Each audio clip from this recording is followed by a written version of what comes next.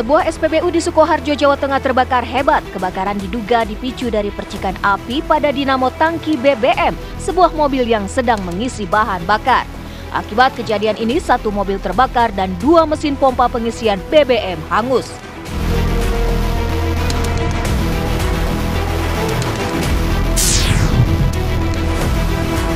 Rabu siang, Polres Pasuruan Kota menggelar rekonstruksi kasus pembunuhan berencana di lingkungan Jelap, Kelurahan Belandongan, Kecamatan Bugul Kidul, Kota Pasuruan, Jawa Timur.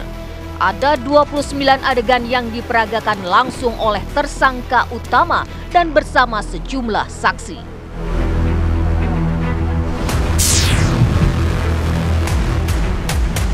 Pasca penetapan tersangka Hasto Kristianto atas kasus korupsi berupa pemberian suap pergantian antar waktu atau PAW DPR RI periode 2019-2024, 14 hari setelah itu, Komisi Pemberantasan Korupsi KPK melakukan penggeledahan di rumah Sekjen PDIP tersebut di Bekasi, Jawa Barat. Bukti apalagi yang dicari oleh KPK untuk memperkuat kasus yang melibatkan petinggi partai berlogo kepala banteng moncong putih itu? Saksikan selengkapnya hanya di Apa Kabar Indonesia Malam.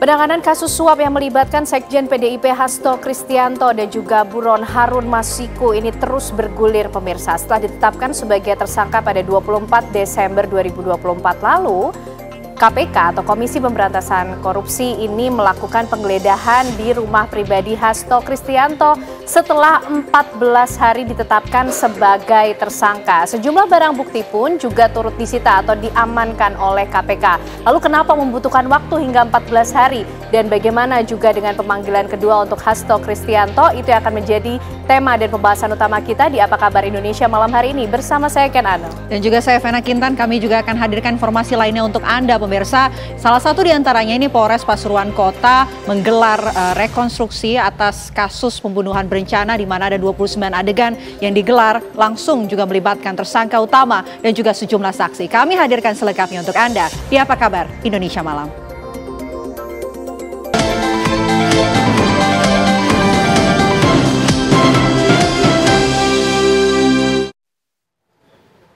Sebuah SPBU di Sukoharjo, Jawa Tengah terbakar hebat. Diduga kebakaran dipicu dari percikan api pada dinamo tangki BBM sebuah mobil yang saat itu sedang mengisi bahan bakar.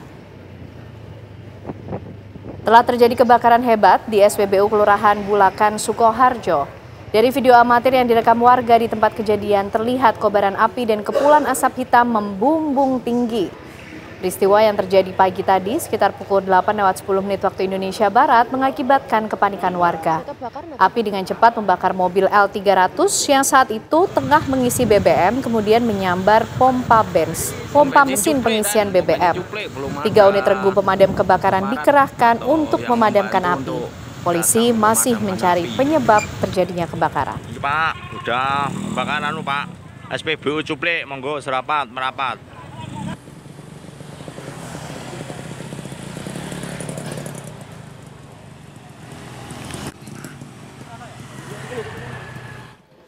Sementara itu pemirsa, satu unit mobil minibus hangus terbakar di tepi jalan lintas Sumatera. Kejadian ini berawal ketika mesin mobil dihidupkan. Kobaran api yang membesar dengan cepatnya meludeskan isi dan mobil, bahkan terdengar ledakan. Kejadian berawal sesaat mesin mobil dihidupkan, tiba-tiba ada asap mengepul dari dalam dashboard mobil hingga menimbulkan percikan api dan menyambar ke bagian lain hingga api membesar. Pemilik mobil pun ini berusaha menjauhi mobil tersebut dengan mendorong mobil hingga ke pinggir jalan lintas agar api tidak menjalar ke rumah. Atas kejadian tersebut, pemirsa, 2 orang mengalami luka bakar ringan pada lengan dan kakinya.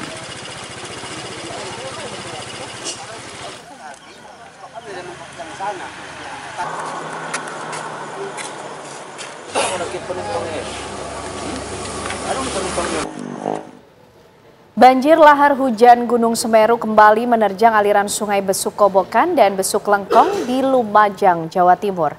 Akibatnya derasnya aliran lahar, jalur alternatif Lumajang Malang ditutup sementara.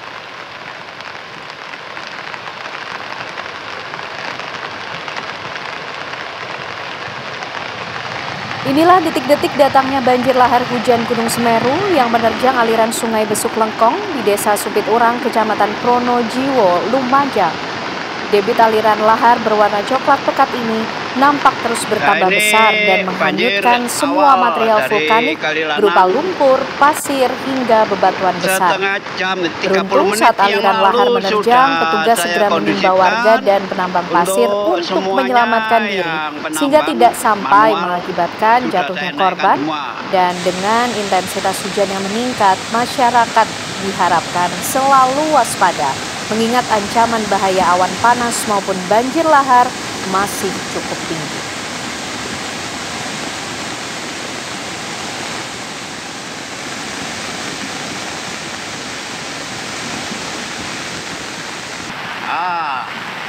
Susulan lagi.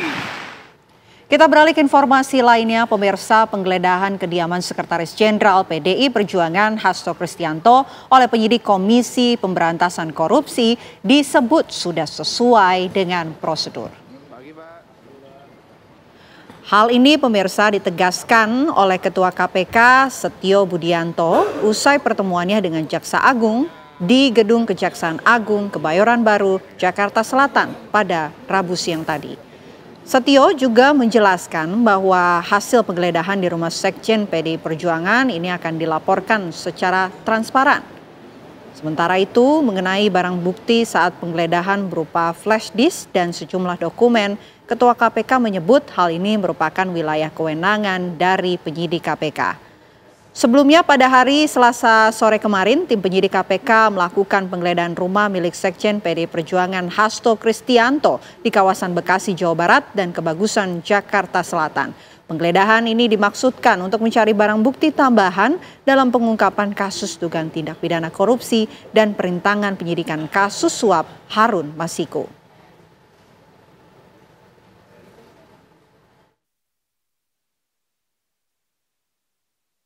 Ya, sesuai prosedur aja. Hasilnya nanti kan pasti dilaporkan oleh penyidik. Gitu ya. Udah ada barang bukti yang ditemukan. Secara spesifik penyidik lah itu. Saya kata PDP ada flash disk sama dokumen. Ya itu penyidik lah yang bisa nanti silakan. Baik, terima kasih ya. Selamat. Kita beralih ke informasi lainnya, pemirsa. Ratusan warga di sekitar Pantai Kenjeran, Surabaya menggelar aksi menolak rencana pembangunan Surabaya Waterfront Land di pesisir timur Surabaya. Proyek itu benar-benar strategis dan negara kita, betul? Tapi kalau proyek itu tidak. Massa yang terdiri dari nelayan dan ibu rumah tangga ini menolak proyek reklamasi dengan cara membentangkan sejumlah spanduk dan poster penolakan di Jembatan Suroboyo, Bulak Cumpat, Kenjeran. Proyek SWL akan mereklamasi pantai dan membuat 4 pulau buatan, sehingga warga mensinyalir proyek ini akan mengancam ekosistem laut dan merusak pantai yang merupakan mata pencarian nelayan untuk mencari ikan di pesisir timur Surabaya. Selain mengancam ruang hidup, proyek ini juga dinilai bertolak belakang dengan visi Surabaya sebagai kota yang memiliki wawasan pembangunan berkelanjutan. Bukan sebagai mahasiswa, tapi sebagai rakyat yang melawan. Sekarang, untuk keadilan, hidup masyarakat yang melawan. Hidup masyarakat yang melawan. Di sini para ibu-ibu adalah representasi dari keadilan.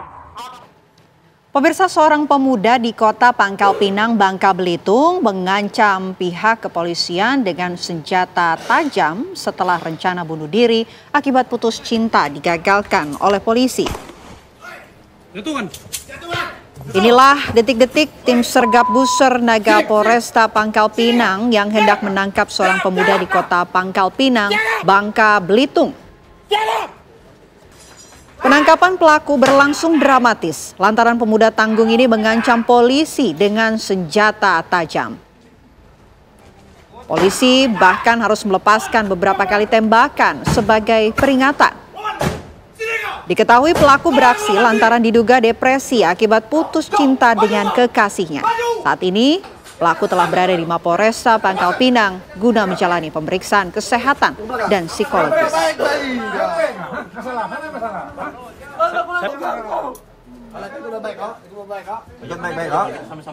Jangan lawan, Dok. Tolak keluar dari rumah kancung pakai parang.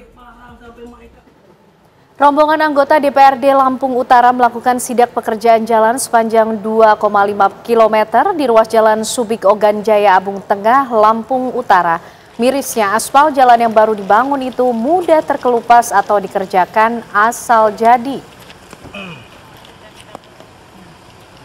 Viral di media sosial, Ketua DPRD Kabupaten Lampung Utara M. Yusrizal bersama Komisi 3 anggota Dewan menemukan pekerjaan ruas jalan Subik Ogan Jaya Abung Tengah, Lampung Utara sepanjang 2,5 km dikerjakan asal jadi.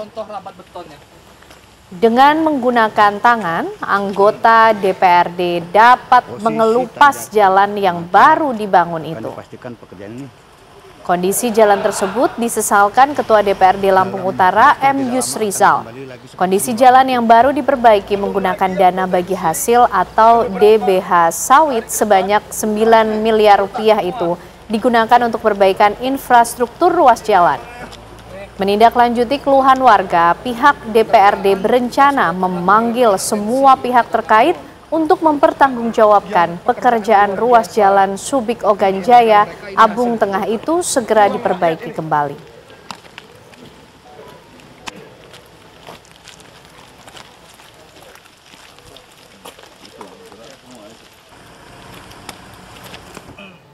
Dari Lampung kita menuju Jakarta, pemirsa. Seorang pelajar sekolah dasar terlindas mobil di kawasan Kembangan, Jakarta Barat. Dari rekaman kamera pengawas, seorang bocah di Jalan Masjid Al-Ikhlas, Meruya Selatan ini pemirsa nampak berjalan lalu kemudian berhenti dan terlihat berjongkok seperti mengikat tali sepatu. Tidak lama berselang, mobil yang sebelumnya parkir bergerak dan menabrak serta melindas bocah tersebut. Akibat insiden ini, korban mengalami luka parah di bagian kepala dan masih mendapatkan perawatan di Rumah Sakit Bakti.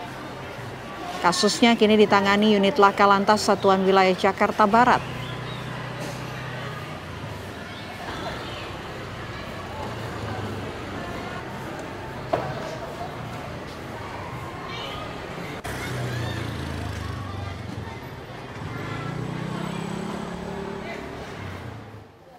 Penemuan mayat anak laki-laki dalam ruko kosong di Kabupaten Bekasi, Jawa Barat masih menjadi misteri.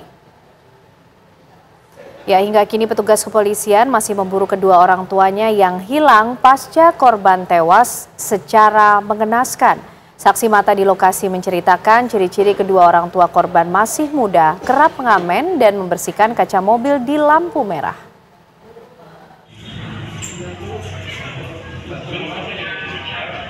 Polisi belum berhasil mengungkap penyebab kematian anak laki-laki berusia 6 tahun tanpa identitas yang ditemukan di Ruko Kalimalang Indah, Tambun Selatan, Kabupaten Bekasi, Jawa Barat pada Senin kemarin. Sebelum diketemukan tewas, warga sekitar mengaku sempat melihat korban bersama orang tuanya yang merupakan seorang tunawisma yang kerap diajak mengamen di perempatan lampu merah tidak jauh dari lokasi tempat korban ditemukan. Korban dan orang tuanya tinggal di lokasi diperkirakan baru 1 minggu. Saya tanya diem gak? Nggak pernah ngobrol. Saya panggil, Neng, tong itu panggil anakku. Iya gitu. Diem gak ya Pak? Kalau ciri suami istri ini cirinya kayak gimana sih Bang? Masih muda, tinggi kurus, bininya pendek, itu manis. Hingga kini petugas kepolisian masih memburu kedua orang tua korban dan belum memberikan keterangan terkait perkembangan kasus yang masih dalam penyelidikan Polsek Tambun Selatan, Polres Metro Bekasi. Dari Bekasi, Jawa Barat, Suryo Daryono, TV One mengabarkan. Hari ini pemirsa, Presiden Republik Indonesia Prabowo Subianto menyaksikan penandatanganan nota kesepahaman atau MOU investasi pembangunan 1 juta rumah di Indonesia dengan pihak Qatar. Presiden Republik Indonesia tiba di tempat. MOU ini menandai langkah strategis Qatar sebagai investor asing pertama yang mendukung program Presiden Prabowo Subianto, yaitu pembangunan 3 juta rumah. Dengan penandatanganan nota kesepahaman itu, Qatar akan mendanai pembangunan 1 juta rumah. Investasi dari Qatar akan difokuskan pada pembangunan hunian vertikal seperti rumah susun dan apartemen di kawasan perkotaan. Memang saya sebagai Ketua Satgas diberi tugas untuk ikut menyusun kebijakan pemerintah dalam hal ini. Dan alhamdulillah hari ini kita menyaksikan penandatanganan antara pihak dari Qatar dan pihak Indonesia. Di Indonesia diwakili Pak Ara Sirait. Dan kita berharap bahwa dalam waktu yang sesingkat-singkatnya kita bisa mulai dengan proyek pertama yang akan dilaksanakan oleh Sheikh Abdul Aziz Al Thani. MOU investasi pembangunan 1 juta rumah di Indonesia ditandatangani Menteri Perumahan dan Kawasan Pemukiman PKP Marwarar Sirait dan pihak investor Qatar Sheikh Abdul Aziz Al Thani. Hadir juga dalam penandatanganan Menteri BUMN Erick Thohir, Menteri Investasi Hilirsasi Rosan Roslani, Wakil Menteri Perumahan dan Kawasan Pemukiman PKP Fahri Hamzah, hingga Wakil Menteri Luar Negeri Anies Mata. Ya pemirsa, usai jeda kami akan hadirkan perbincangan untuk Anda mengenai KPK yang akhirnya melakukan penggeledahan di rumah pribadi Sekjen PDIP Hasto Kristianto setelah 14 hari menetapkan Hasto sebagai tersangka dan juga menyita sejumlah barang bukti. Kami akan hadirkan perbincangannya untuk Anda usai jeda.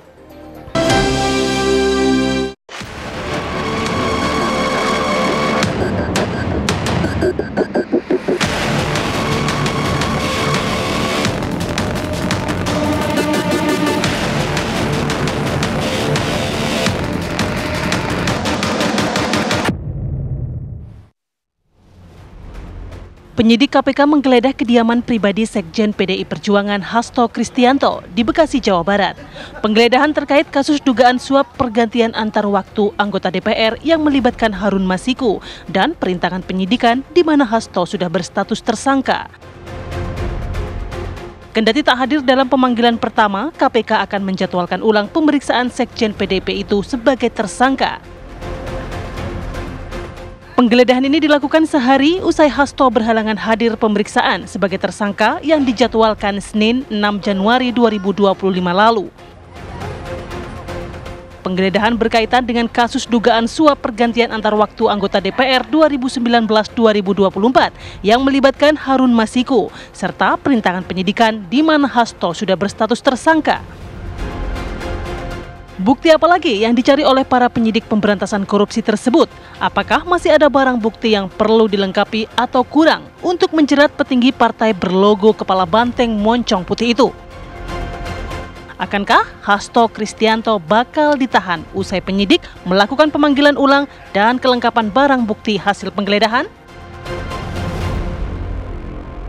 Setelah penetapan saya sebagai tersangka oleh KPK, maka sikap dari PD Perjuangan adalah menghormati keputusan dari KPK. Kami adalah warga negara yang taat hukum.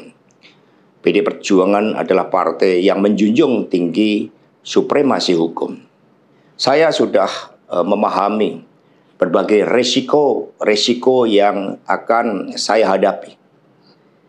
Maka sebagai murid Bung Karno, saya mengikuti apa yang tertulis di dalam buku Cindy Adam ini. Inilah kitab perjuangan saya. Dan seluruh kader-kader PD Perjuangan sekarang memasuki tahap bab 9. Di mana Bung Karno ketika mendirikan PNI, prinsip yang dipegang adalah non-cooperation. Demi cita-cita Indonesia merdeka, demi rakyat berdaulat bisa berserikat, berkumpul dan menyampaikan pendapatnya, maka penjara pun adalah suatu jalan dan bagian dari pengorbanan terhadap cita-cita. Itulah nilai-nilai yang diperjuangkan oleh seluruh kader PDI Perjuangan. Ya, pemirsa, KPK melakukan penggeledahan di kediaman pribadi Hasto Kristianto setelah 14 hari menetapkan Hasto, Sekjen PDIP ini sebagai tersangka dalam kasus suap yang juga melibatkan buron Harun Masiku. Lalu kenapa harus menunggu 14 hari? Bukti apa lagi yang ingin dicari? Kita akan membahasnya bersama dengan para narasumber yang sudah bergabung malam hari ini di Apa Kabar Indonesia Malam. Sudah bergabung ada Pak M. Yasin, Wakil Ketua KPK 2007 hingga 2011. Pak Yasin, Assalamualaikum, apa kabar Pak? Waalaikumsalam, baik kabarnya. Alhamdulillah. Dan juga bergabung bersama kita tentunya Mas Heri, pakar hukum pidana dari Universitas Tarumanegara. Mas Heri, apa kabar, sehat? Alhamdulillah sehat, semoga Mbak Ken juga Pak Yasin sehat. Sehat, oke. Dan juga bergabung melalui sambungan Zoom ada Pak Magdir Ismail, kuasa hukum dari Hasto Kristianto. Selamat malam, Assalamualaikum Pak Magdir. Waalaikumsalam Ken Ana, selamat malam Bapak-Bapak. Selamat malam Mbak. Ya. Terima kasih. Oke. Pak Yasin, kenapa harus menunggu sampai 14 hari dulu setelah ditetapkan sebagai tersangka ini Pak Hasto? Ya, itu beda periode kepemimpinan, memang beda kebijakannya. Itu kan memang tidak diatur bahwa setelah tersangka harus ditahan. Tapi yang ada dalam pasal itu adalah bahwa untuk tidak menghilangkan barang bukti serta tidak mengulangi perbuatannya dalam hukum pidana itu, maka untuk memudahkan juga penyidikan terhadap yang bersangkutan, itu adalah ditahan untuk sementara, itu bisa gitu. Itu kebijakan pimpinan KPK periode 1, periode 2. Ya, pengalaman Pak Yasin seperti itu ya Pak ya? Itu langsung ditahan sehingga tidak menimbulkan polemik yang panjang dan mudah bagi KPK untuk melakukan pengembangan penyidikan, yaitu terhadap siapapun yang berstatus sebagai tersangka, seperti itu. Jadi, nah ini ada kebijakan lain, mungkin tidak mengkhawatirkan, mungkin atau ada yang menjamin atau gimana kita tidak tahu. Tapi sebatas yang kita ketahui di dalam pemberitaan tidak ada yang menjamin bahwa dia akan melarikan diri dan lain sebagainya. Tapi yang jelas kan pencekalan sudah dilakukan. Ya. Tapi ya seperti ini dampaknya, apabila dipanggil kita akan bisa menunda seperti ini. Itu kan menambah proses ya. Betul, karena tidak ada di panggilan pertama juga. Ya, seperti itu. Jadi kebijakan untuk menahan setelah status tersangka itu dilakukan oleh pimpinan KPK periode pertama, periode kedua seperti itu, sehingga memudahkan bagi kita, bagi KPK maksudnya untuk mengembangkan proses penyidikan berikutnya. Kalau data-data kan memang sudah ada, barang bukti itu sudah mengerucut kepada ditemukannya 2 alat bukti yang cukup. Nah, mungkin ada tambahan-tambahan yang perlu dikembangkan, yang namanya pengembangan penyidikan, itu bisa saja yaitu memperoleh data-data lain yang ada keterlibatan pihak lain, misalnya seperti itu kan bisa itu. Sehingga maksudnya itu, dan itu diatur dalam pasal 12 ayat 1, kalau tidak salah huruf H itu memang punya kewenangan untuk menyita serta melakukan penggeledahan sepanjang itu sudah masuk dalam status pro justisia, yaitu ada upaya paksa bagi KPK untuk melakukan hal tersebut. Jadi sah adanya, dan apapun yang didapatkan tentunya itu pertimbangan dari para tim penyidik lah, itu apa yang diambilnya itu. Tapi waktu 14 hari ini Pak Yasin, kalau menurut pengalaman Pak Yasin dulu di KPK, waktu yang cukup panjang kah atau sebenarnya bisa dilakukan lebih cepat? Ya, kalau untuk lebih cepat tidak menimbulkan polemik, ya memangnya ya segera harus ditahan dan di proses hukum untuk tahap berikutnya seperti itu. Sehingga yang bersangkutan sendiri punya kepastian hukum di dalam penanganan kasusnya gitu loh. Ada yang malah senang, saya ini kalau ditangani KPK, ada yang dulu itu tersangka juga seperti itu. Saya lebih senang apabila ditangani KPK. Bisa cepat, ada kepastian hukum misalnya seperti itu. Dan tidak, ini mohon maaf ya, tidak jadi ATM, dia mengatakan seperti itu, kalau cepat. Nah, kita tidak menuduh APH yang lain, bukan. Ini mungkin seandainya ada kan merupakan oknum lah, begitu ya. Itu seperti itu. Jadi standar yang dipakai oleh KPK itu sedikit berubah sesuai dengan kebijakan sepanjang tidak melanggar hukum. Ya penundaan itu ya sah-sah saja, tapi ya akibatnya KPK sendiri yang repot misalnya. polemiknya menjadi berkepanjangan, ini dan terbukti menimbulkan polemik serta pertanyaan ya Pak. Ada indikasi politik, ini disuruh oleh pihak-pihak lain, misalnya mantan pejabat tertinggi di negara ini mungkin menyuruh, kan begitu akhirnya. Jadi menjadi katakanlah menjadi liar, yaitu anggapan masyarakat itu, dugaan masyarakat jadi kemana-mana. Ya. Itu seperti itu. Baik, ya. Pak Magdir, ini kalau keberadaan Pak Hasto sendiri sekarang di mana sih Pak? Karena tadi kan juga sempat disinggung mengenai proses penahanan yang sejauh ini juga belum dilakukan terhadap Pak Hasto, tapi juga tengah dilakukan penggeledahan, sudah dilakukan penggeledahan, sejumlah barang bukti juga sudah diamankan. Pak Magdir seperti apa? Dia ada di Jakarta, saya baru ketemu tadi sampai 5:30 tadi saya masih ketemu dengan dia.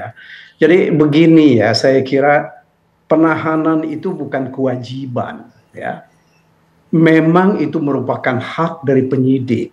Tetapi kan ada syaratnya dalam penggunaan hak subjektif dari penyidik ini. Pertama karena orang itu mau melarikan diri, ada dugaan itu, dugaan keras ya, melarikan diri, ada dugaan keras juga menghilangkan barang bukti dan juga ada dugaan keras mengulangi perbuatan. Nah, penggunaan kewenangan berdasarkan alasan subjektif ini yang seharusnya kita hindari, gitu ya. Karena bagaimanapun juga kejadian seperti ini bisa menimbulkan semacam ketidakadilan nantinya kalau orang itu tidak bersalah. Ya. Saya kira ini sesuatu yang menurut hemat saya ya, pikiran bahwa perlu menangkap orang dan menahan orang itu kan harus dipikirkan betul secara baik. Ya, karena bagaimanapun juga sekali lagi memang ada kewenangan penyidik, tetapi kewenangan penyidik ini kan dibatasi oleh syarat-syarat dan diberi syarat oleh ketentuan oleh KUHP, dan itu KUHP itu masih berlaku. Itu yang pertama. Kemudian yang kedua soal penggeledahan. Ya. Penggeledahan ini kan lebih banyak dramanya ini daripada sesungguh-sungguh mencari bukti atau mencari alat bukti ya terkait dengan perkara ini.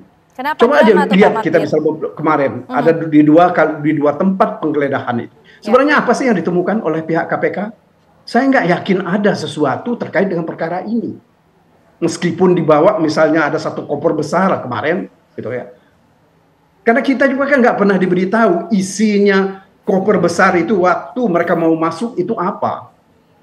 Begitu juga kemudian ditunjukkan ada flash disk. Flash disk itu apa kaitannya dengan perkara ini? Karena jangan lupa, perkara yang dipersangkakan kepada Pak Hasto ini adalah perkara suap dan menghalang-halangi penyidikan. Ya. Padahal ini pada satu sisi seperti itu, sisi yang lain Pak Hasto ini disangka menyuap bersama-sama dengan Harun Masiku. Tetapi pada sisi yang sama juga dia dikatakan menghalang-halangi perbuatan, menghalang-halangi penyidikan Harun Masiku. Ini kan yang jadi nggak rasional gitu loh. Makanya inilah yang kami katakan bahwa drama-drama yang diciptakan oleh KPK ini itu tidak akan pernah berakhir kalau tetap polanya seperti ini. Ya, saya kira itu yang mesti dihentikan. Jadi menurut Pak apalagi Magdir, misalnya penyitaan ini itu, apa yang ini kan dibatasi oleh ketentuan undang-undang. Apa betul barang yang disita isi tas kemarin itu terkait dengan perbuatan pidana, hasil perbuatan pidana digunakan untuk melakukan perbuatan pidana? Ini kan nggak pernah jelas. Semua disita seolah-olah ada sesuatu yang luar biasa gitu. Padahal nggak ada apa-apa. Saya kira ini yang mesti dihentikan. Baik. Drama-drama seperti ini mesti dihentikan. Baik Pak Magdir. Mas Heri, ini seperti apa supaya tidak timbul drama-drama kemudian menjadi rasional? Aturannya seperti apa sih Mas ketika seorang kemudian ditetapkan sebagai tersangka? Bagaimana prosedur penahanan, penggeledahan yang dilakukan? Ya, sebelumnya kita juga mengingatkan kasus ini kan kembali juga memanggil Wahyu Setiawan ya sebagai saksi dalam perkara ini.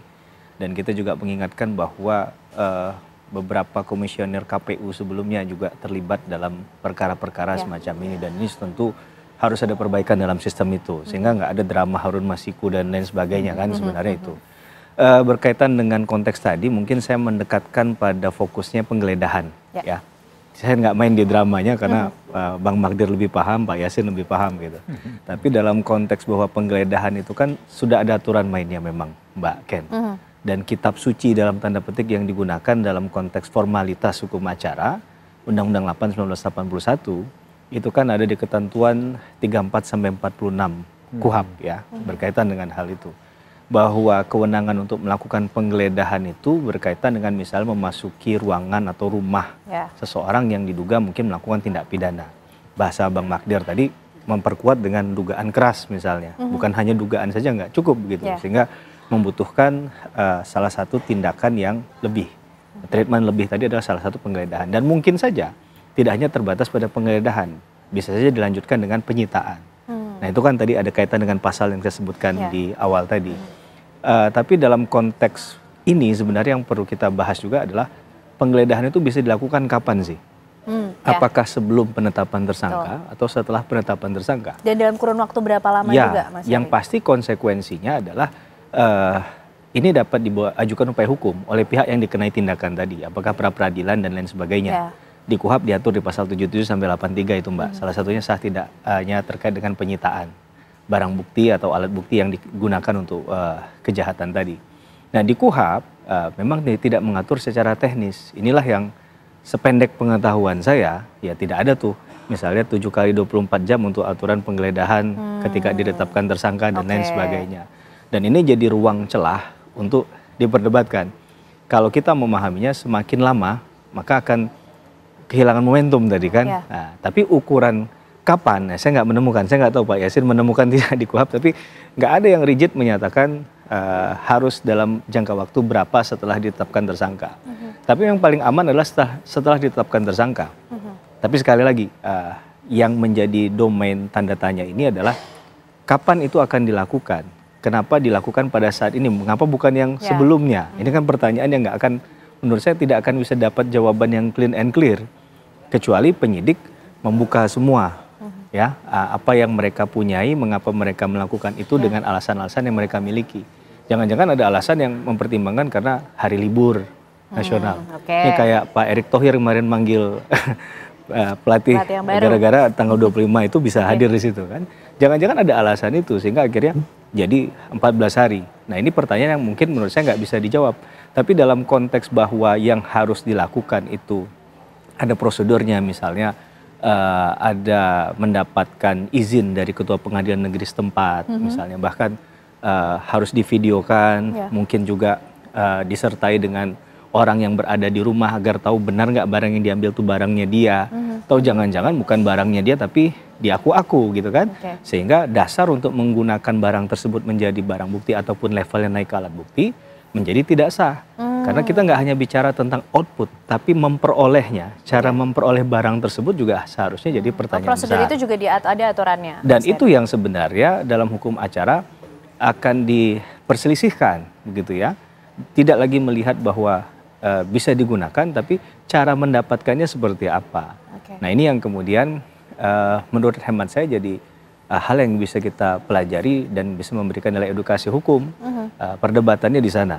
Tapi kalau dalam konteks kita hanya menyoal bahwa ini kewenangan atau tidak, yang pasti aparat penegak hukum punya kewenangan berdasarkan pada ketentuan undang-undang.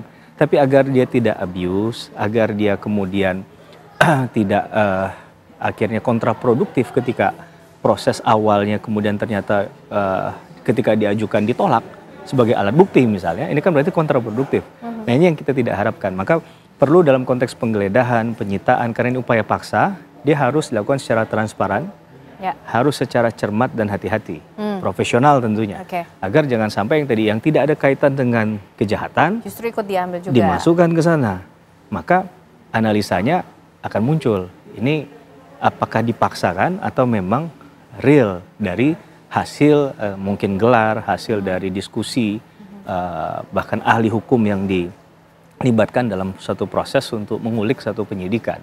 Begitu kira-kira Mbak Ken. Oke, baik. KPK sebenarnya sudah memiliki alat bukti sehingga menetapkan Hasto Kristianto sebagai tersangka. Lalu kemudian apa lagi yang dicari Pak Yasin setelah 14 hari kemudian menetapkan sebagai tersangka? Tapi dijawabnya nanti ya Pak Yasin ya. Usai jeda pemirsa, apa kabar Indonesia Malam akan kembali untuk Anda.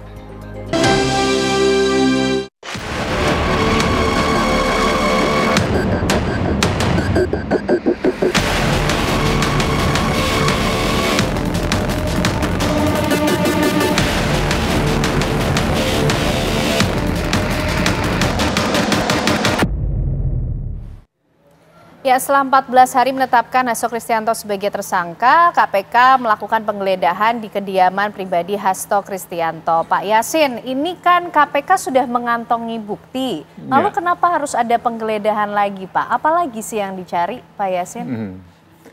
Ya, sebagaimana tadi yang saya singgung sedikit, bahwa bisa saja ada hal-hal menurut pertimbangan dari tim penyidik itu perlu ada tambahan informasi atau data yang bisa diperoleh melalui katakanlah hak dari KPK untuk melakukan penggeledahan dan penyitaan. Sebagaimana yang diatur dalam pasal 12 ya, huruf A, ya, huruf H ya, ayat 1 huruf A kalau tidak salah itu ya, H atau I gitu ya. Tapi sebelum terakhir itu mempunyai hak untuk melakukan penggeledahan. Sebagaimana KPK itu kan memang didesain, dibentuk lembaga itu adalah mempunyai kewenangan yang lebih atau an extraordinary power lah itu.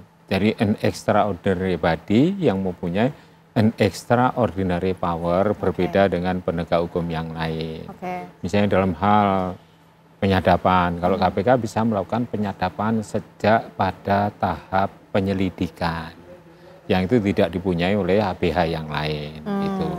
Jadi memang harus dipahami bahwa KPK itu mempunyai suatu kewenangan yang lebih, yaitu an extraordinary power dia itu. Sehingga melakukan hal tersebut berdasarkan judgement dari tim penyidik, melaksanakan ketentuan yang sudah diatur dalam undang-undang, dan itu pun sudah dimasukkan dalam standar operating procedure. Yaitu standar operating procedure maksud saya setelah seseorang ditetapkan sebagai tersangka, itu ya melakukan penggeledahan itu sudah selalu dilakukan seperti itu SOP-nya. Selalu dilakukan seperti itu. Mengenai waktunya ya sepanjang makan tadi saya kembalikan ke judgement-nya sekarang lah gitu. Sembari menyiapkan pemberkasan untuk penuntutan kan begitu. Itu disiapkan karena kita kan satu one roof lah, one roof activity antara penyelidikan, penyidikan dan penuntutan itu kan ada di KPK.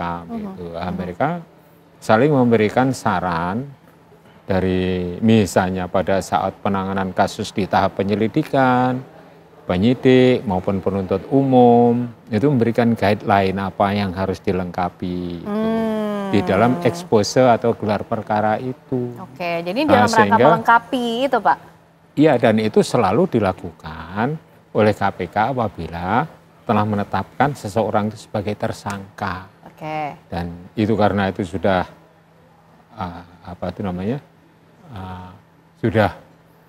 sudah biasa dilakukan dan berulang kali ya, berkali-kali. Jurisprudensinya sudah kuat, tidak ada tuntutan yang mengenai itu, pra-peradilan yang mengangkat kasus itu tidak ada. Gitu. Jadi kalau ada pra-peradilan mengangkut yang lain, mungkin proses atau prosedur yang lain ya silakan saja gitu. Jadi hak seseorang untuk melakukan gugatan hukum melalui pra-peradilan itu. Jadi silahkan saja kalau itu dipermasalahkan. KPK saya kira akan siap menghadapi semuanya. Gitu. Saya kira itu, Mbak. Baik, Mas Heri, ini artinya penggeledahan yang dilakukan KPK setelah menetapkan Hasto sebagai tersangka selama 14 hari ini memang dalam rangka untuk melengkapi bukti-bukti yang sudah ada, atau seperti apa? Memang ini prosedur yang wajar dilakukan secara hukum begitu? Ya, kalau kita mau berhusnuzon ya harusnya demikian ya. Terlepas dari perdebatan momentum dan waktunya tadi, karena memang bahasa KUHAP yang kalau saya kutip bahasanya kadang lebih senang menggunakan satu kata, sakti itu adalah segera, Mbak. Nah, segera ini bisa kita perdebatkan. Menurut Mbak segera itu 1 kali 24 jam atau 7 kali 24 jam kan itu yang gitu tidak kan? Diatur. Ya, itu yang menurut saya salah satu yang tidak diatur.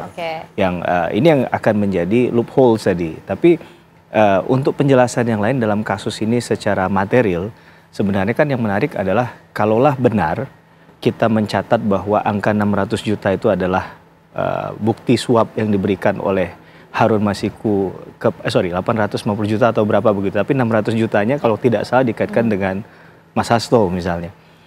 Logikanya beliau sebagai sekjen, apakah angka itu besar atau kecil? Kalaupun posisi sebagai sekjen, apakah dia harusnya posisinya kalau memang benar salah ini dia menerima atau dia malah yang memberi?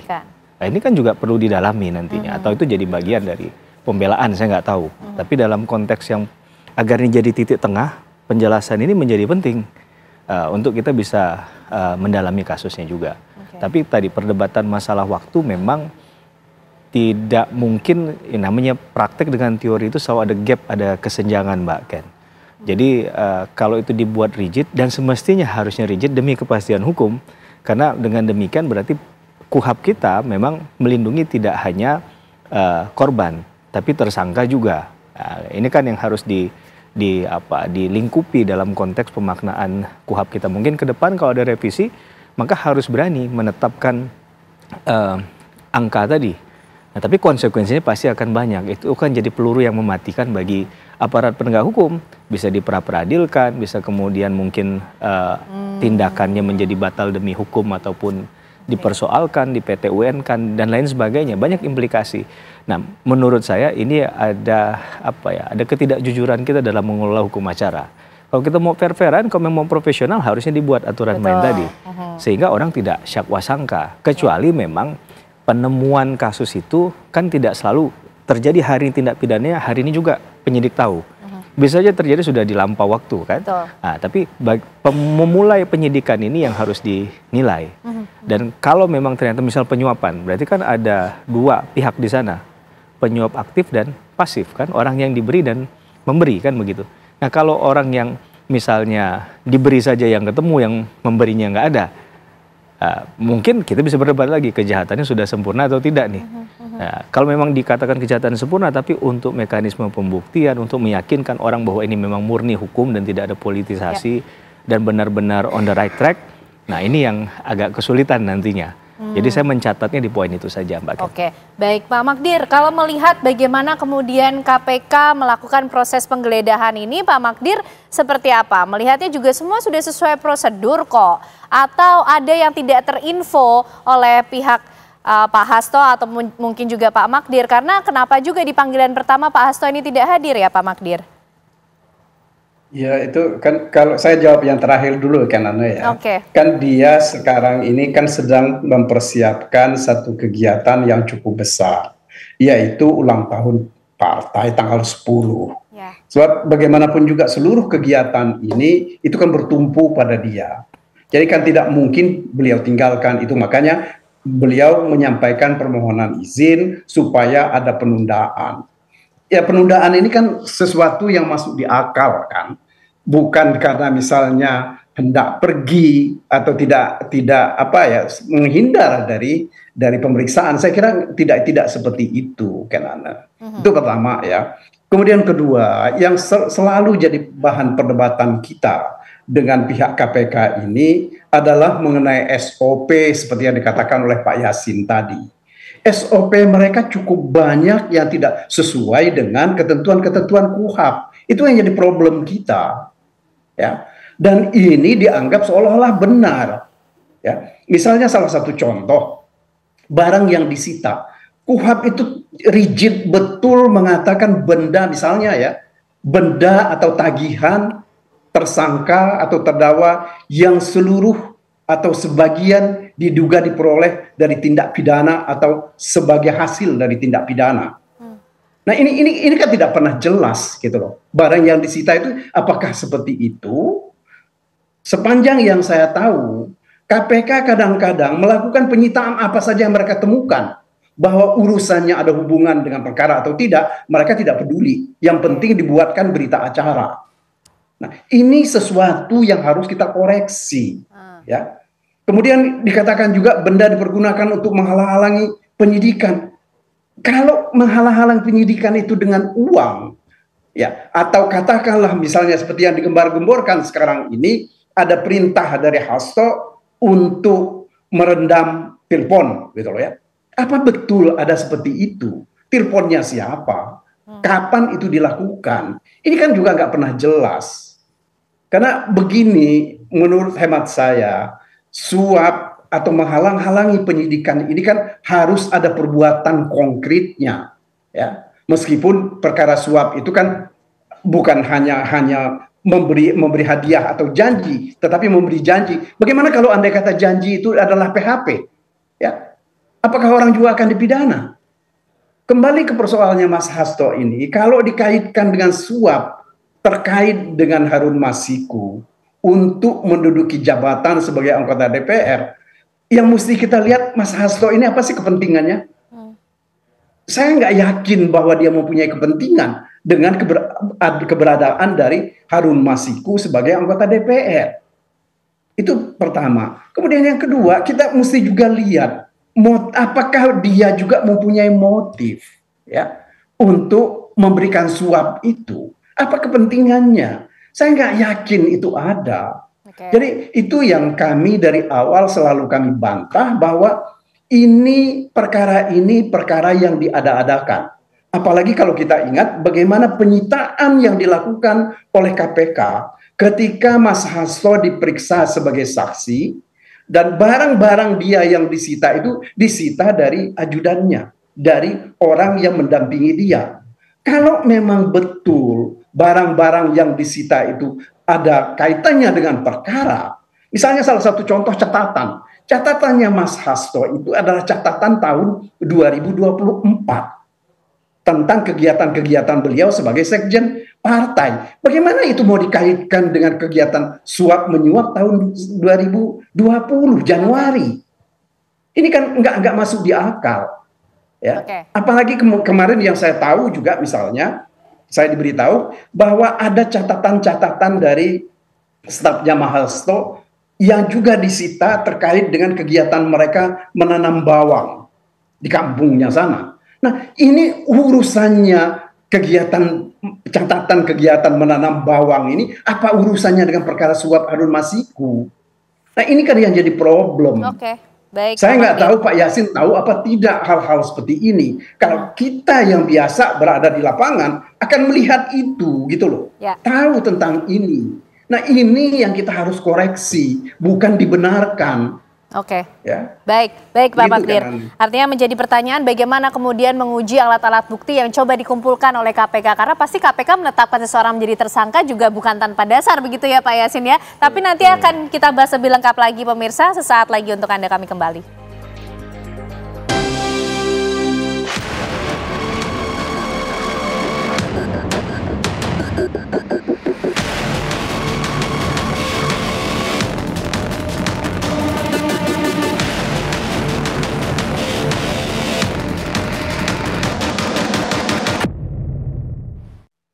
Ya, kembali kita akan melanjutkan pembahasan yang semakin seru ini mengenai kasus dugaan suap yang kemudian sudah menetapkan Hasto Kristianto, Sekjen PDIP sebagai tersangka.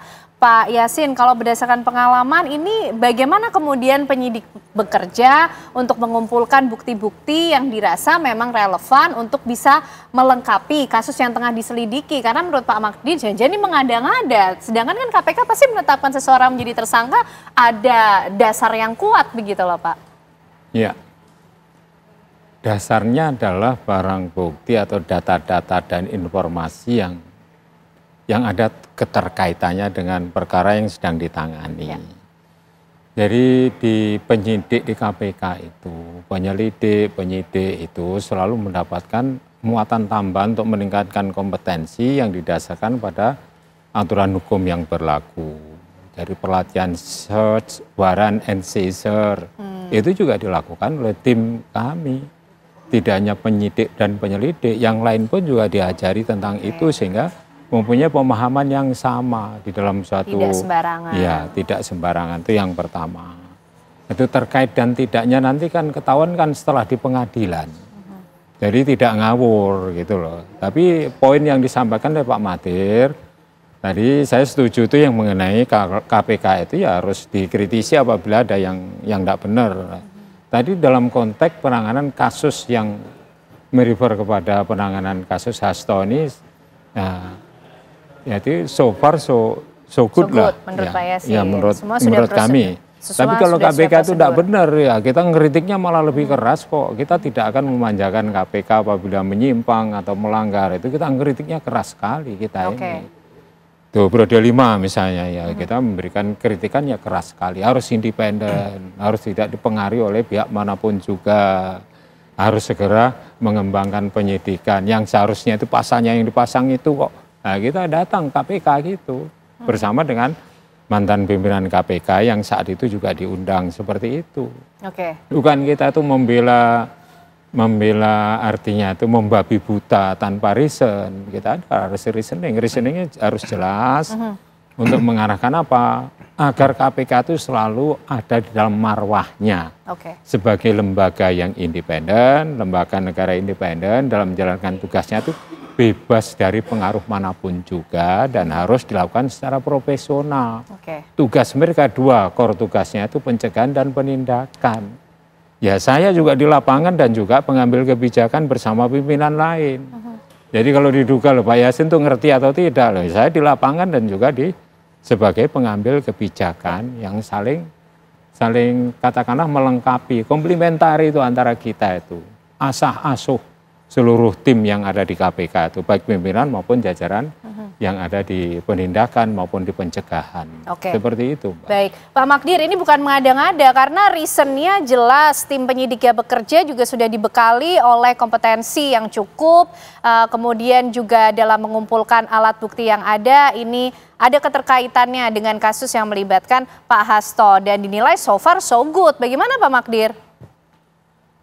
Iya, ini kan soal penilaian, Ken Ane, ya.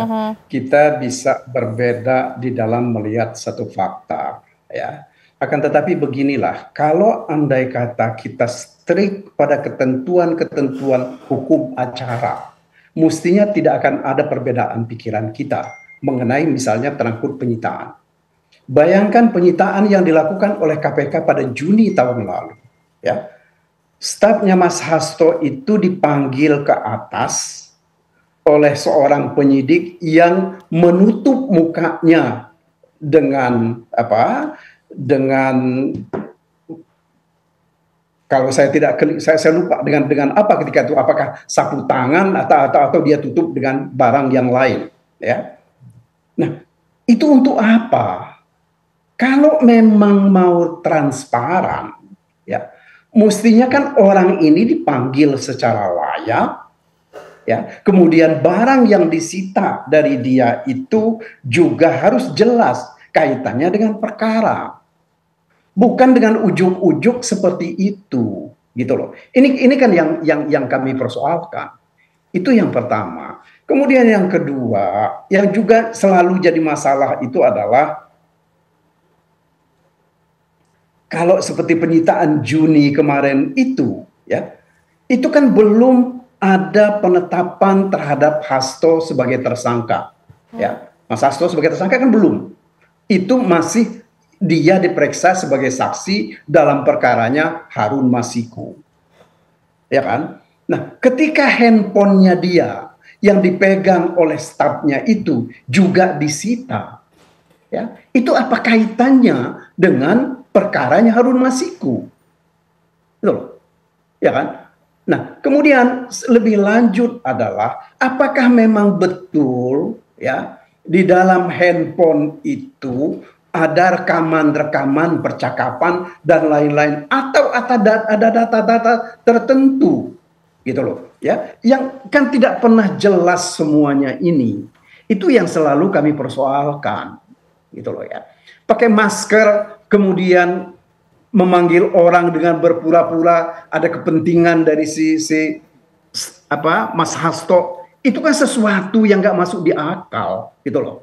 Ini dia bertindak atas nama penyidik, atas nama lembaga, atas nama negara untuk kepentingan hukum, bukan untuk dirinya sendiri, gitu loh.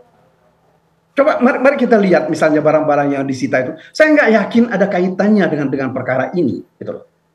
Itu pertama. Kemudian kedua, Kenane, ya, saya berkali-kali hampir selalu bicara mengenai soal sangkaan terhadap Mas Hasto ini.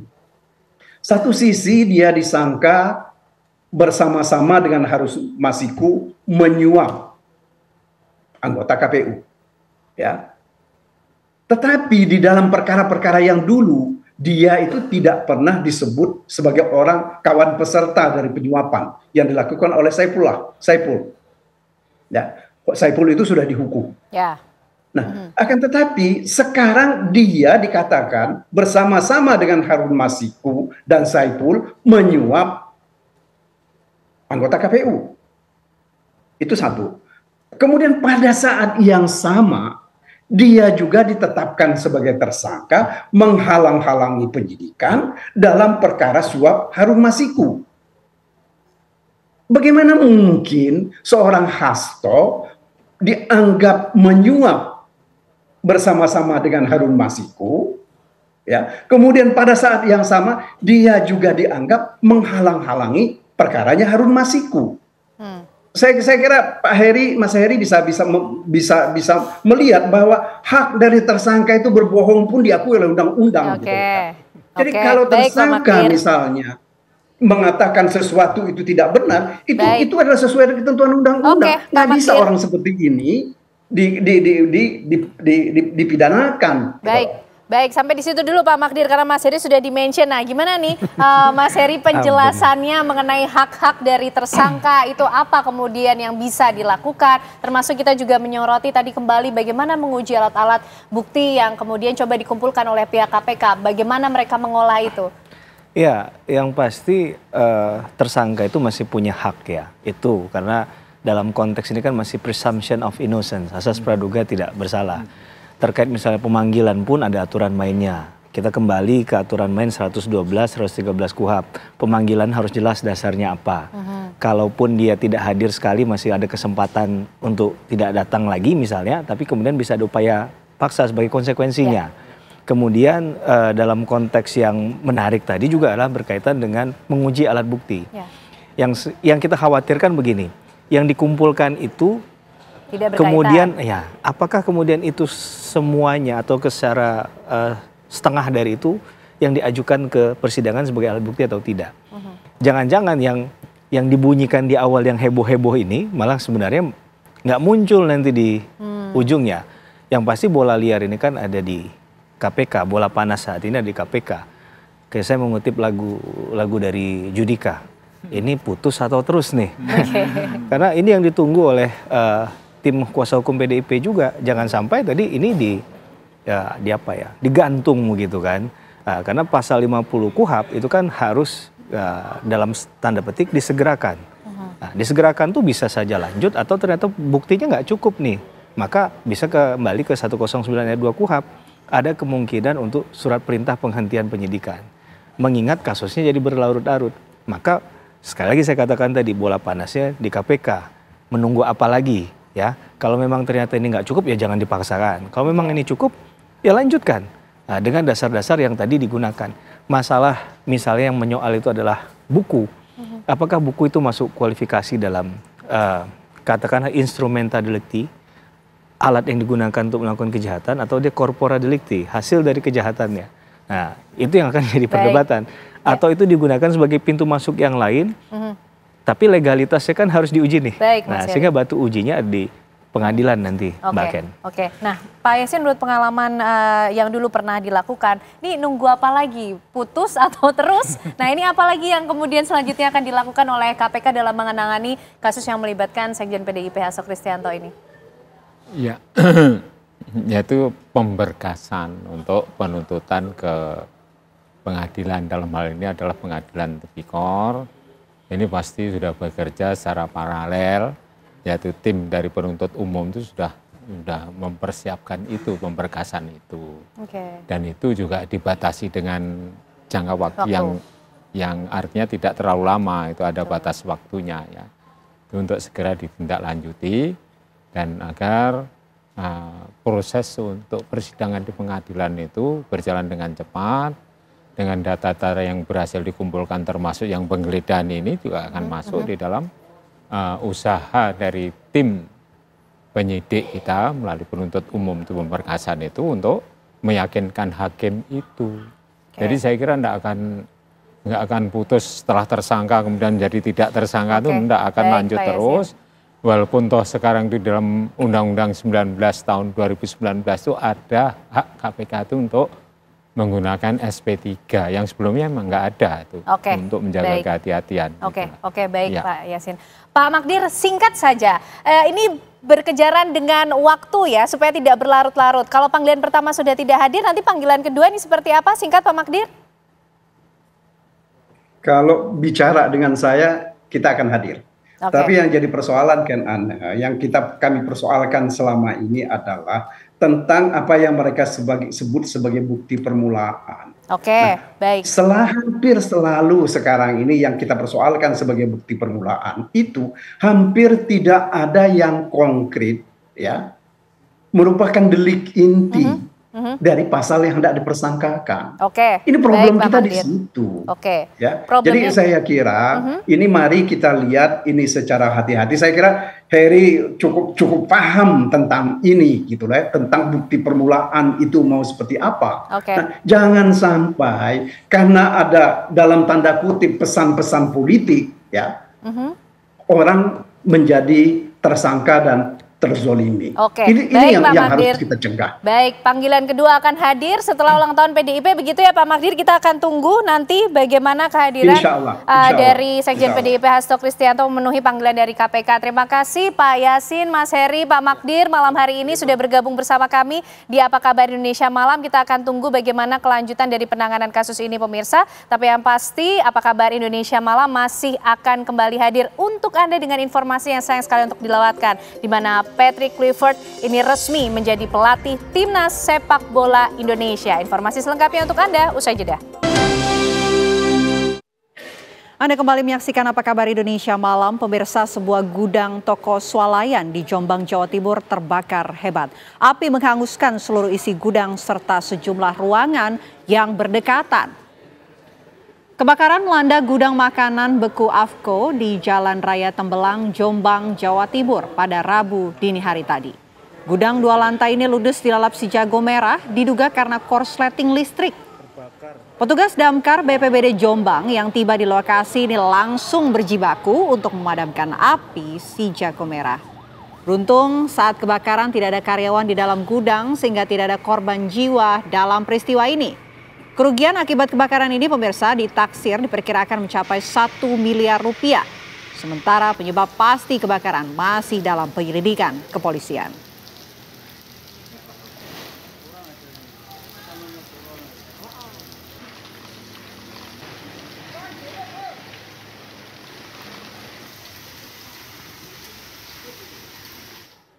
Pemirsa, kasus pembunuhan berencana di lingkungan Jelak, Kelurahan Blandongan, Kecamatan Bugul Kidul, Kota Pasuruan, Jawa Timur kembali disorot.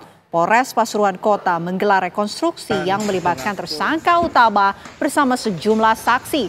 29 adegan diperagakan dalam rekonstruksi pembunuhan tersebut. Keluarga korban ini juga menuntut pelaku untuk dihukum mati. Rekonstruksi berlangsung dengan memperagakan 29 adegan dan menggambarkan bagaimana peristiwa kasus dugaan pembunuhan berencana ini terjadi pemirsa. Di mana ada 29 adegan yang digambarkan dalam proses rekonstruksi hari ini dengan menghadirkan tersangka utama dan juga sejumlah saksi.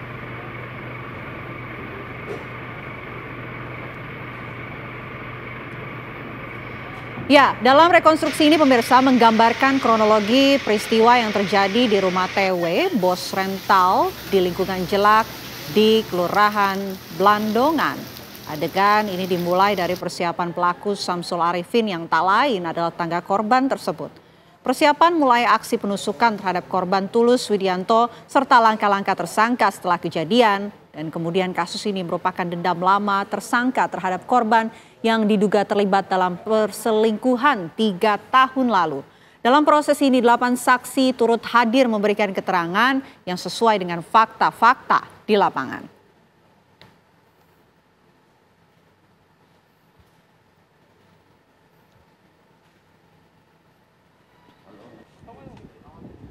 Ya, lantas bagaimana informasi terbaru mengenai jalannya proses rekonstruksi hari ini? Kita akan terhubung bersama dengan Kasat Reskrim Polres Pasuruan Kota, ada Ibtu Khairul Mustafa. Selamat malam, Pak Khairul. Selamat malam, Mbak. Pak Hoirul, hari ini digelar proses rekonstruksi dan ada 29 adegan kemudian yang dihadirkan. Apa kemudian temuan terbaru dari pihak kepolisian? Terima kasih, Mbak. Tadi pagi kita berhasil melakukan rekonstruksi sebanyak 29 adegan telah kita peragakan, baik itu dari berdasarkan keterangan tersangka, kemudian kita gabungkan dengan keterangan para saksi, serta adanya barang bukti yang kita temukan di TKP. Berdasarkan rekonstruksi, tidak jauh berbeda dengan keterangan yang mereka saksi berikan kepada penyidik, semuanya sesuai dengan keterangan. Ya.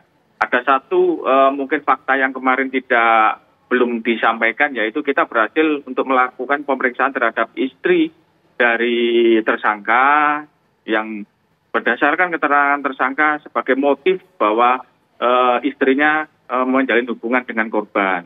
Berdasarkan hasil keterangan istri bahwa istri tersangka tidak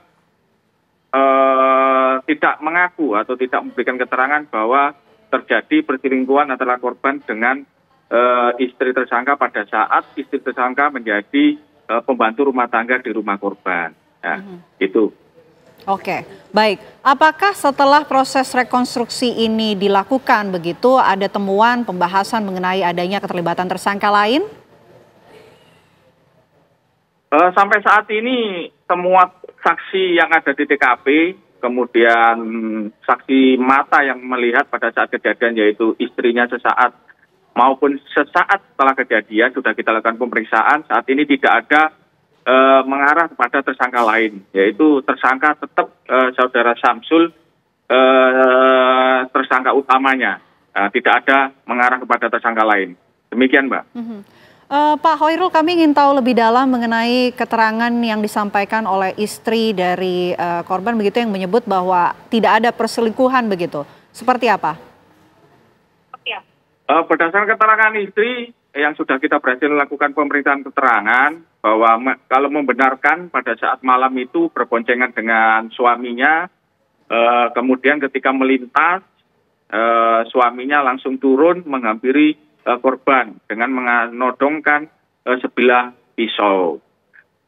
Kemudian karena istrinya ini ketakutan sehingga istrinya langsung meninggalkan TKP dan kemudian terjadilah kejadian tersebut. Ya, kemudian terkait dengan isu terjadinya perselingkuhan dengan korban, kita tanyakan kepada istrinya bahwa membantah terkait dengan tuduhan tersebut.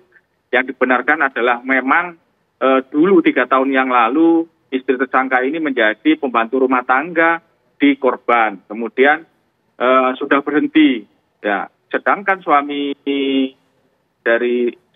atau pelaku ini cemburu, ya kan, menuduh ada perselingkuhan sehingga memendam dendam. Sebelumnya sudah pernah diselesaikan di tingkat kelurahan di desa sebanyak 2 kali, namun itu tidak membuat lega dari pelaku sehingga tetap memendam dendam, sehingga pada malam hari itu ketika ada kesempatan pelaku ini tetap melampiaskan dendamnya pada saat kejadian malam itu. Baik, terima kasih Ibtu Hoirul Mustafa selaku Kasat Reskrim Polres Pasuruan Kota atas waktunya di Apa Kabar Indonesia Malam. Selamat malam. Pemirsa, Kapolsek Cinangka dan 2 anggota Polsek lainnya dimutasi buntut dari kasus penembakan bos rental mobil. Sementara keluarga dari bos rental ini berharap Panglima TNI dan juga Kapolri bisa mengawal kasus penembakan di Tol Tangerang Merak yang menewaskan Ilyas Abdurrahman.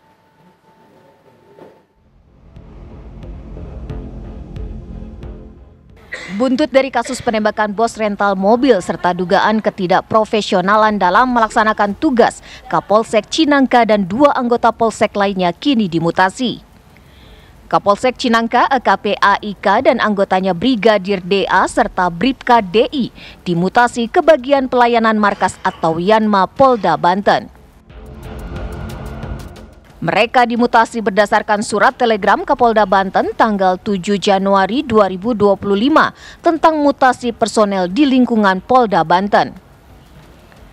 Ketiganya dimutasi untuk menjalani pemeriksaan Bid Propam Polda Banten karena dugaan tidak profesional dalam melaksanakan tugas soal laporan bos rental mobil yang meninggal karena penembakan di kilometer 45 Tol Tangerang Merak. Kabid Humas Polda Banten, Kombes Pol Didik menegaskan jika Kapolda Banten berkomitmen untuk melakukan tindakan tegas kepada para personel yang melakukan pelanggaran. Sesuai dengan TR yang ditandai Bapak Kapolda, bahwasanya ada mutasi jabatan di lingkungan Polda Banten, yaitu Kapolsek Cinangka dan 2 anggota lainnya terkait dengan apa yang telah terjadi, yaitu mempertanggungjawabkan dan saat ini sedang nanti mutasinya di Yanma untuk proses pemeriksaan oleh Bid Propam. Dimutasi ke mana tadi Pak? Di Yanma. Di Yanma. Di Yanma Polda Banten dalam rangka pemeriksaan Bid Propam Polda Banten. Sementara itu, 2 anak Ilyas Abdurrahman, bos rental yang tewas ditembak di res area Tol Tangerang Merak, mengungkapkan kekecewaan mereka usai konferensi pers bersama Kapolda Banten dan Pangko Armada RI. Mengingat kembali peristiwa penembakan yang berujung kematian ayahanda sangatlah menyakitkan bagi Rizky dan Agam. Apalagi mereka merasa penjelasan Kapolda Banten Irjen Pol Suyudi Aryo Seto dan Panglima Komando Armada Republik Indonesia Laksamana Madya Denny Hendrata justru seakan menyalahkan korban dan timnya. Ada statement tadi mengeroyokan, kita tuh tidak mengeroyok, padahal dari awal tuh kita sudah menyarankan persuasif waktu di Saketi, tapi tiba-tiba ini kita mendengar ada statement pengeroyokan, aduh merasa susah banget mencari keadilan tuh di negara ini menurut saya. Karena nggak sesuai apa yang fakta yang sebenarnya terjadi seperti itu. Kita tuh tidak mengeroyok. Waktu bapak saya memeluk di di rest area, waktu itulah dia yang menodongkan pistol di Saketi. Makanya ada di video itu kan terdengar, mana pistol kamu jatuhkan. Bapak saya sebenarnya menyelamatkan untuk menghindari pistol tersebut. Ternyata dari jauh udah dapat pengawalan, ditembaklah ayah saya dari situ. Nah, saya yang melihat ayah saya terpukul, keluar darah di dada saya. Sampai ada saya buka baju untuk menutup darah ayah saya. Saya buka baju untuk menutup darah ayah saya. Sangat keji kejadian seperti itu. Bayangkan ya, anak melihat kematian orang tua pada saat sakaratul maut ya, itu sangat tidak dibayangkan sekali ya. Rizky, Agam, dan keluarganya berharap Panglima TNI dan Kapolri mengawal kasus penembakan di Tol Tangerang Merak yang menewaskan Ilyas Abdurrahman. Jika memang terbukti ada pelanggaran oleh aparat, mereka menuntut orang tersebut harus dipecat dan dipenjara. Dari Serang, Banten dan Jakarta, tim TV One mengabarkan. Pemirsa, Patrick Kluivert resmi menjadi pelatih timnas sepak bola Indonesia. Kami hadirkan pembahasannya selengkapnya sesaat lagi, tetaplah bersama kami. Ya, lantas bagaimana analisa dari pengamat bola soal Patrick Kluivert yang akan menjadi pelatih skuad Garuda? Kami sudah terhubung bersama dengan Bung Gita Suwondo. Assalamualaikum, selamat malam Bung Gita. Selamat malam.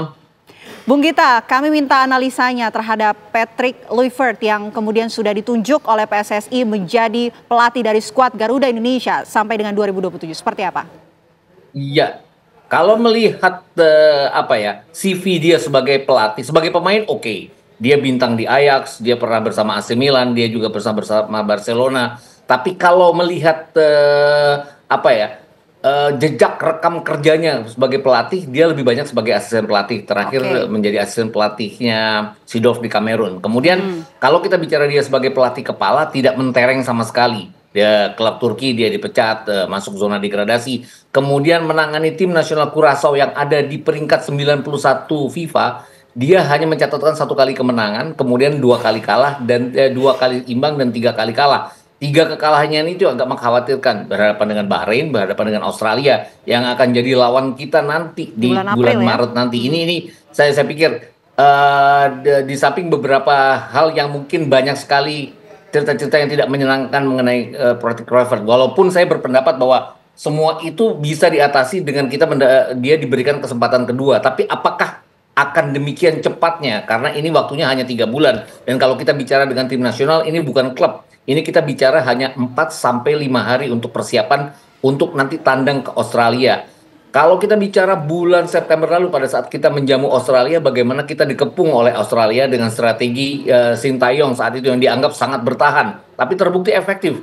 Australia tidak bisa mencetak gol ke gawang kita dan kita mendapatkan 1 poin. Itu pada saat kita menjamu mereka. Sekarang kita tandang dengan mungkin strategi baru yang akan dikeluarkan oleh Kluivert dengan mungkin ada beberapa pemain yang akan dinaturalisasi juga sesuai dengan petunjuknya dia. Ini yang saya agak khawatirkan, apakah kita akan bisa cepat nyetel dengan strategi baru dari Kluivert itu nanti.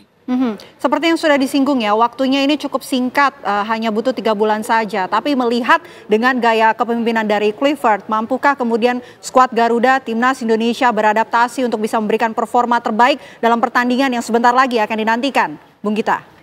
Harus ya, mau tidak mau harus, karena kan targetnya benar-benar tidak ada target proses lagi ya, targetnya harus kita lolos ke Piala Dunia, setidaknya lolos ke putaran keempat. Itu artinya kita harus mendapatkan 6-7 poin. 6-7 poin itu didapat di mana? Minimal kita harus menahan imbang Australia, dan ini tidak mudah. Tapi saya percaya bahwa Jay Isis dan kawan-kawan adalah pemain profesional. Jadi siapapun yang menjadi pelatih mereka, pasti mereka akan berusaha menyuguhkan 100% dari kinerja mereka untuk bisa beradaptasi terhadap strategi dari pelatih baru ini. Bahkan pelatih baru ini kan kalau kita bicara yang dikatakan oleh Pak Erick Thohir bahwa komunikasi akan berjalan lancar karena mereka sama-sama dari Belanda, rumpun yang sama, sudah bisa berbicara bahasa yang sama. Tapi kan kalau kita bicara sepak bola, semuanya tidak melulu hanya soal komunikasi dan bahasa. Ada technical, ada tactical. Nah, pada saat itu mentok di lapangan, apakah akan ada strategi tactical baru yang bisa diterapkan oleh Kluivert untuk mengatasi hal ini? Karena kalau kita bicara pelatih kita terdahulu, itu dalam 2 babak dia bisa berubah taktik untuk kemudian membawa perbaikan, walaupun hasilnya kita hanya mendapatkan 1 kali kemenangan dan 3 kali hasil imbang selama ini bersama Sintayong. Oke, strategi dan juga taktikal baru yang mungkin saja nanti akan dihadirkan oleh Kluivert ini. Tapi mungkin yang jadi pertanyaan lainnya, Bung Gita, bagaimana kemudian dengan psikologis dari para pemain Timnas Indonesia dengan hadirnya pelatih baru, dengan adanya pergantian pelatih baru di tengah-tengah pertandingan yang sudah sangat dekat lagi nih akan dilaksanakan begitu. Dijawab nanti, Bung Gita. Kami jeda terlebih dahulu. Usai jeda, apa kabar Indonesia Malam akan kembali untuk Anda sesaat lagi. Anda kembali menyaksikan Apa Kabar Indonesia Malam. Kita lanjutkan diskusi kita bersama dengan pengamat bola, ada Bung Gita Suwondo. Bung Gita, pertanyaan menggantung saya tadi, adakah kemudian dampak terhadap psikologis dari para pemain Timnas ini dengan adanya pergantian pelatih di detik-detik waktu pertandingan yang sudah dekat begitu? Sebagai profesional harusnya enggak ya, karena apalagi ini 3 bulan. Mereka kan sudah tahu bahwa kalaupun mereka menganggap bahwa pelatih terdahulu Sintayong adalah ayah, teman, dan sebagainya yang sering mereka katakan di masing-masing sosial media mereka. Tapi mereka sebagai profesional pasti akan berusaha untuk memberikan yang terbaik untuk pelatih yang baru. Terlepas apapun nanti strateginya berubah atau tidak dari Sintayong ke Patrick Kluivert. Jadi saya pikir tidak akan terasa seperti itu. Apalagi kalau kita lihat, ini kan Patrick Kluivert ini kan pada saat dia masih sebagai pemain adalah idola para pemain-pemain ini. Bukan saja para pemain-pemain diaspora seperti Jay Isis dan kawan-kawan, tapi juga bahkan Rizky Ridho pasti mengenal dia pada saat mereka bercita-cita ingin menjadi pemain bola. Pasti ingin memberikan yang terbaik juga. Apalagi kan ini selangkah lagi untuk menuju Piala Dunia. Saya sih tidak melihat bahwa akan ada beban psikologis pada para pemain. Tapi beban perubahan strategi pasti mungkin ada. Karena mereka harus beradaptasi terhadap strategi baru yang mungkin akan ditampilkan oleh Kluivert nanti. Karena kan kita bicara bahwa selama ini kan federasi selalu menganggap bahwa di samping ada dinamika ketidakharmonisan di ruang ganti, juga menginginkan bahwa tim Indonesia yang sekarang dengan segala macam diasporanya bermain untuk lebih attacking, lebih ofensif, dan segala macam.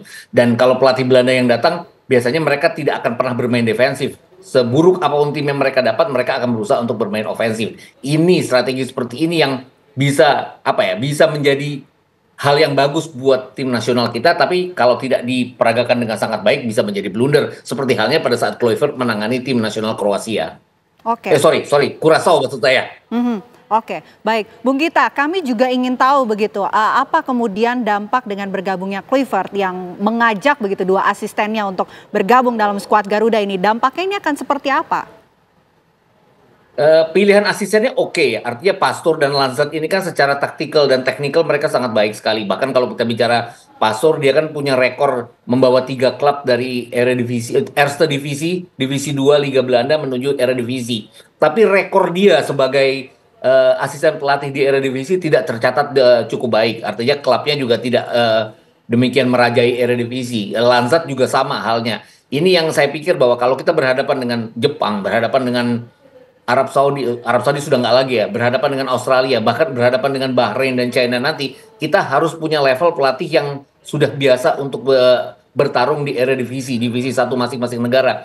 Kita bukan lagi berhadapan dengan tim-tim seperti Laos, Malaysia, kemudian Timor Leste, Kamboja, dan lain-lain. Ini yang saya pikir juga harus diwaspadai oleh Kluivert, karena dia menangani tim ini baru, dan rekornya juga tidak terlalu bagus sebagai pelatih. Jadi ya harus waspada aja. Bukan mengecilkan artinya dia. Siapapun pelatihnya pasti saya akan sangat mendukung tim nasional kalau bisa memerankannya dengan sangat baik pelatih baru ini.